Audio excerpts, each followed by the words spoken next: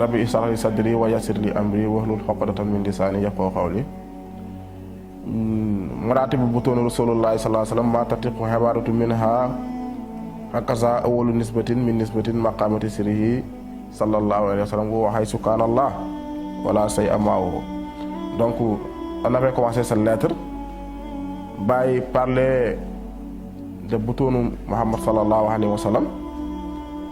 Donc nous tous nous connaissons que le degré des dimensions intérieures du prophète Muhammad sallallahu alayhi wa sallam dépasse ce que l'expression peut contenir. Il est dans l'état où Allah était alors que rien n'était avec lui. Le prophète Muhammad sallallahu alayhi wa sallam n'est pas seulement une figure historique, non, non. Il possède un zahir, un extérieur, sa vie, ses actes, sa sunna, un batin extérieur. Mais s'il a extérieur, il a intérieur. Sa lumière et sa proximité avec Allah subhanahu wa ta'ala. Un batin, al-batin, le secret spirituel que seul Allah connaît parfaitement. Donc, la lettre résumée sur ça.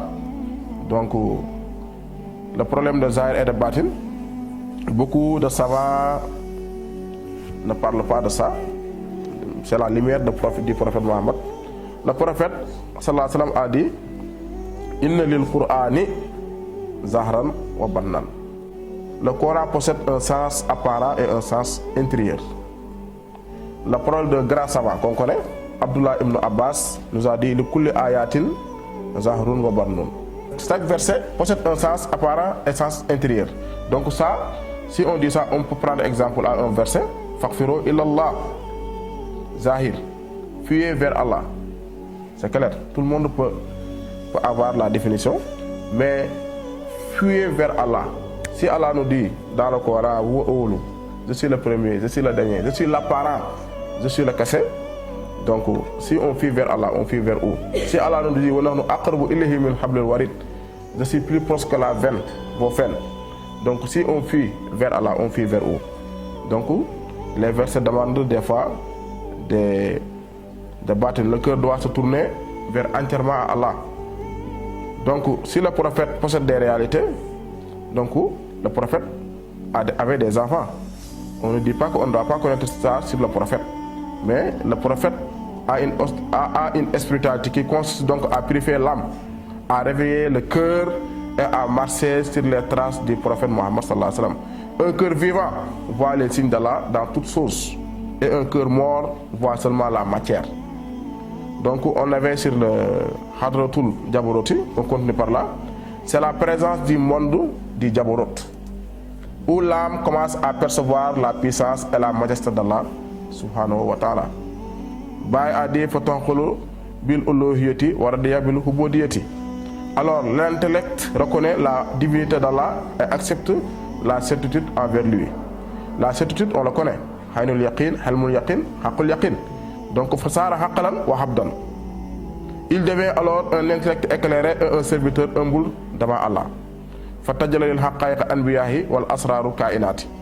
Allah lui dévoile alors certaines réalités des prophètes et les secrets de la création. Wa qulubu hayawanati insaniyati fasara qalban wa muhammadan. Et les cœurs des êtres humains lui dévoilent alors, il devient un cœur pur relié à la réalité muhammadienne. Donc dans la spiritualité, le soufisme signifie que le cœur devient pur et vivant. Si ton cœur devient pur et vivant, tu reçois la lumière du prophète Muhammad sallallahu alayhi wa sallam. Comme le dit le Coran, Qadafla man zaka. A réussi celui qui a purifié son âme. Donc si on veut recevoir la lumière du prophète, il faut qu'on purifie notre âme. Oui, Hadratu Malakoti, c'est la présence du Malakot, le monde spirituel, l'invisible où se manifestent les réalités divines. Donc, Subhanallazi biyadi malakotu kulli shay'in, le Coran nous a parlé de ce Malakot, de ce pays. Gloire à celui qui détient dans sa main la royauté de toutes choses. Donc, toutes choses là, il y a des entendements. Ce que le Malakot a contenu, donc chaque musulman doit approfondir son connaissance pour savoir exactement c'est quoi ça. Comme je vous l'ai dit, le pays part, le maqama court, ne restons pas sur place. Donc, Allah nous dit aussi, et tu verras les montagnes que tu crois immobiles alors qu'elles passe comme les nuages. C'est toi qui n'as pas de spiritualité, qui crois que les choses sont finies, mais l'affaire part. Kul in kana li rahmani waladun fa ana awwalul habidin. Dis si le tout miséricorde avant avait un enfant, je serais le premier des adorateurs. Donc, finissons la lettre là-bas. La lettre ainsi se dévoile le sommet intérieur de l'âme, de l'intellect vers le cœur, et du cœur vers le secret divin. Quand le serviteur purifie son âme et se remet entièrement à son Seigneur, les voiles se lèvent et la lumière de la vérité apparaît dans son cœur. Il commence alors à voir les signes d'Allah subhanahu wa ta'ala dans la création et dans les cœurs des hommes. Ce voyage n'est pas un voyage du corps, non, mais c'est un voyage du cœur vers Allah subhanahu wa ta'ala. Et le sommet de la semaine est de se rapprocher de la lumière du prophète Mohammed sallallahu alayhi wa sallam, qui est la porte de la connaissance et de la miséricorde d'Allah subhanahu wa ta'ala. mbokk yi li la leen indiloon yaakaar naa kenn ku nekk comprendre nga lu bàyyi bëgg a wax fii mooy leer yonent bi sallallahu alayhi wa sallam. ñu ngi leen di baal àq di leen baal àq di wax asalaamaaleykum wa rahmatullahi taala wa barakaatu. bii di ñëw ñu waxtaanee bàyyi mu ne kan mooy xaarif ci ñu njëkk ña lu ñu jàppee woon xaarif ak moom bàyyi lu mu jàppee xaarif ñu ngi leen di nuyu di leen baal àq.